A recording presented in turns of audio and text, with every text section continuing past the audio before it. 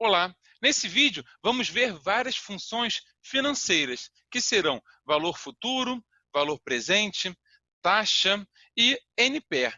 E vamos trabalhar com uma hipótese para ver a nossa primeira função, que vai ser a valor futuro. Digamos que José tenha feito um aporte de R$ 50.000 na sua poupança, e essa poupança ela é remunerada anualmente a uma taxa de 5%. E ele quer saber quanto que ele vai poder retirar da sua poupança após o período de 20 anos. É importante que a gente saiba o seguinte nas operações financeiras em geral. Normalmente, quando a gente está fazendo um depósito, fazendo um desprendimento financeiro, a gente trabalha com um sinal negativo para aquele valor monetário. E quando a gente está recebendo um dinheiro de volta, a gente trabalha com um sinal positivo. E é assim que funcionam as funções financeiras no Excel. Então, vamos colocar aqui as informações desse caso do José.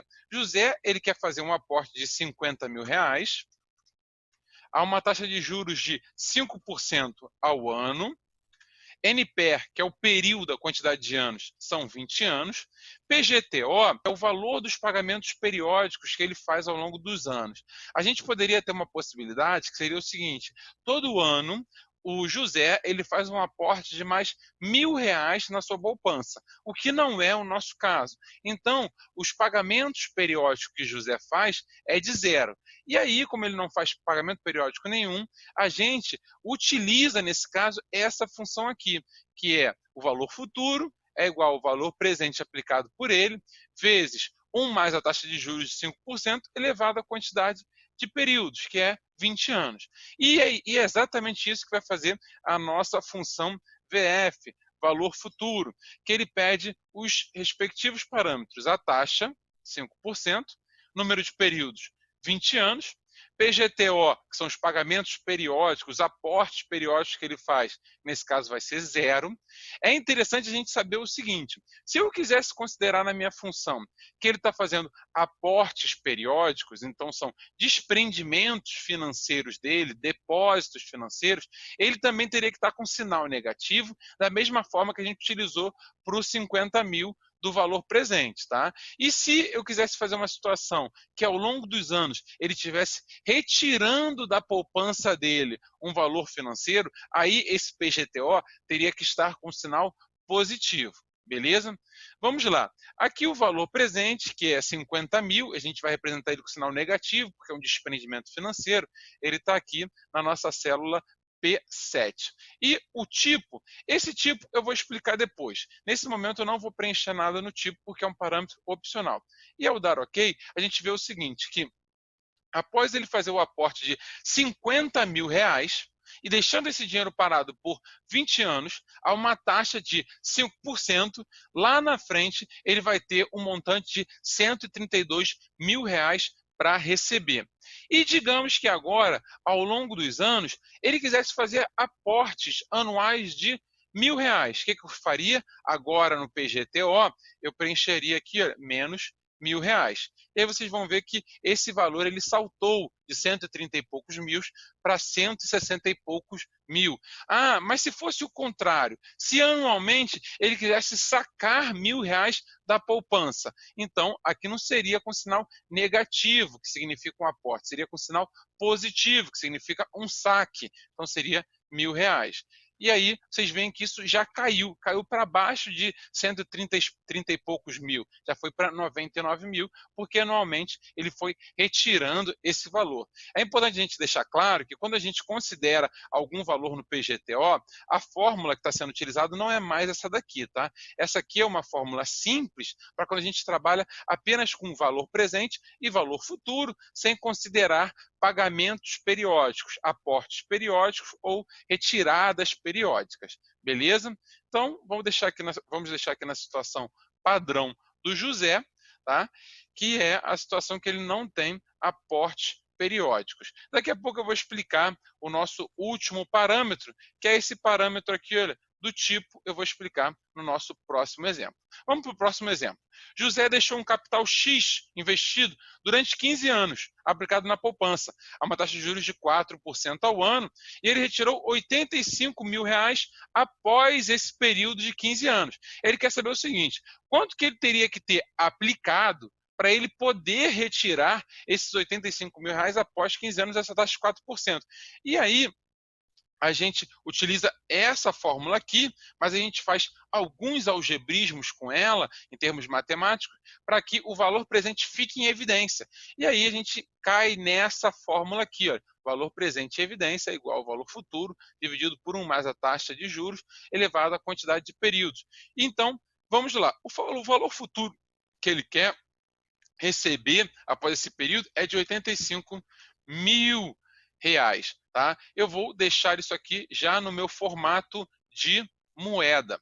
Tá? O valor presente é o que eu quero descobrir. A taxa, 4% ao ano. Número de períodos, 15 anos. Os pagamentos periódicos, ou seja, aportes ou retiradas, não estão sendo considerados. 0. E o valor presente é o que eu quero descobrir. Então, eu vou utilizar a minha funçãozinha VP. E a funçãozinha VP, ela pede os seguintes parâmetros: a taxa, a quantidade de períodos, que é o NPR, 15. Pagamentos periódicos tem? Não tem, então é 0. O valor futuro é aqui, olha, 85.000. O tipo, por enquanto, eu não vou preencher e vou dar OK. Vejam que ele deu um valor em vermelho com sinalzinho de negativo. Ou seja, a pessoa vai ter que se desprender de 47.000, deixar aquele dinheiro rendendo por 15 anos, para lá na frente poder receber o valor de R$ 85.000. E vejam o que vai acontecer se agora eu incluísse pagamentos periódicos, ou seja, aportes periódicos ao longo do tempo. O meu objetivo é o mesmo. Meu objetivo é ter R$ 85.000 após 15 anos. E aí, se eu tivesse anualmente fazendo aportes de R$ 1.000, qual que teria que ser o meu aporte inicial? Se manteria em 47.000? Não, possivelmente esses 47.000 diminuiria, porque eu não estou fazendo um único aporte de uma vez, deixando aquilo render, para lá na frente receber 87.000. Eu vou fazer um aporte, depois outros aportes periódicos de R$ 1.000, até que lá na frente eu chegue ao valor de 85.000. Então, eu vou colocar aqui, olha, menos R$ 1.000, e ao fazer aportes periódicos de R$ 1.000, eu não preciso mais, no momento inicial, ter R$ 45.000. Eu preciso ter R$ 36.000. Eu preciso ter menos do que eu tinha antes devido aos meus aportes ao longo do tempo. E vamos ver qual é aquele último parâmetro chamado de tipo. Esse parâmetro aqui, tipo, quando você não preenche nada, é a mesma coisa que se você estivesse colocando o valor 0. Significa o seguinte: os aportes periódicos que eu vou fazendo ao longo dos períodos, eles ocorrem ao término de cada período. Se eu coloco tipo o valor 1, ele significa que os aportes que eu vou fazendo ao longo dos períodos ocorrem no começo de cada período. Nesse caso aí, ou seja, os R$ 1.000 que eu coloco, eles ocorrem no começo de cada ano. Então, quando você coloca o dinheiro no começo de cada ano, ele tem mais tempo para ficar rendendo. Então, vejam o que acontece. Se eu coloco o valor 0, ele me gera o valor de R$ 36.079. Se eu coloco o valor 1, ele me gera o valor de 35.634. Por que deu essa caída?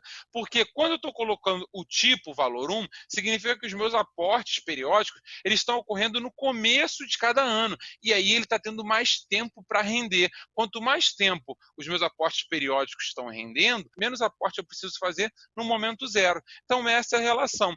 Quando eu coloco tipo sendo 1, os aportes periódicos ocorrem no começo de cada período. Quando eu não coloco nada ou deixo o tipo com o valor 0, os aportes ocorrem no final de cada período. Aportes no final de cada período geram uma rentabilidade menor para mim. Eu vou deixar aqui com o valor 0, que é a mesma coisa se não tivesse deixado nada. E vamos lá agora para a nossa terceira situação, que é, digamos que há 10 anos, José aplicou na sua caderneta de poupança R$ 35.000 e retirou R$ 49.000 após 10 anos, logicamente, né? E ele quer saber qual foi a taxa desse rendimento. Então, o nosso objetivo agora é deixar a taxa em evidência quando a gente faz um algebrismo matemático para definir a nossa fórmula. A gente utiliza as mesmas fórmulas de antes, mas agora a gente coloca a taxa em evidência, logicamente, quando a gente não considera pagamentos periódicos. Então, vamos lá. Ele fez uma aplicação de 35 mil reais, e ele tem o objetivo fazer a retirada de 49 mil reais. Eu vou colocar os dois aqui com o tipo de moeda. A taxa de juros é o que eu quero descobrir. Número de períodos são de 10 anos. E os pagamentos periódicos, nenhum. Tá? A taxa é o que eu quero descobrir, igual taxa.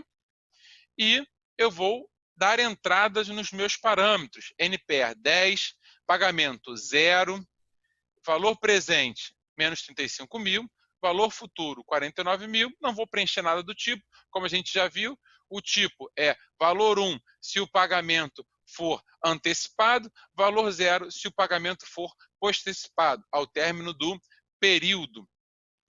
E quando eu dou OK, a gente já vê que a taxa calculada é a taxa de 3%. E vamos agora para a nossa última função, NPER, que tem por objetivo descobrir qual é o número de períodos de uma transação financeira. Nesse caso, digamos que José, quando tinha 8 anos, colocou na sua caderneta de poupança o valor de 10 mil reais, que possivelmente foi feito pelo seu pai. E a caderneta de poupança rendia de forma assegurada 7% ao ano. E a gente quer saber o seguinte, por quanto tempo que esse valor teria que ficar investido na caderneta de poupança até que ele atingisse o montante de R$ 27.600. E isso a gente pode descobrir com a função NPER. Então vamos lá. O valor futuro dessa operação, R$ 27.600. O valor presente, ou seja, qual foi o desprendimento financeiro, o depósito feito na caderneta de poupança, menos R$ 10 mil. A taxa de juros, 7% ao ano. NPER, que é o número de períodos, é o que a gente quer descobrir, e o pagamentos periódicos foi 0. Não houve pagamentos, não houve inclusão de mais recursos na poupança, nem retiradas periódicas ao longo do tempo. E o que a gente quer descobrir é exatamente o NPER, e vamos colocar os seus parâmetros. A taxa, que é uma taxa de 7% ao ano, os pagamentos periódicos, não houve. O valor presente tem o valor de 10 mil reais, aqui na nossa célula R26. O valor futuro está aqui na nossa Q26, que é R$ 27.600. E o tipo eu não vou colocar nada, porque nós não temos pagamentos periódicos. E ao dar OK, nós conseguimos ver que ele precisaria de aproximadamente 15 anos com dinheiro parado na caderneta de poupança até que ele atingisse o valor de R$ 27.600.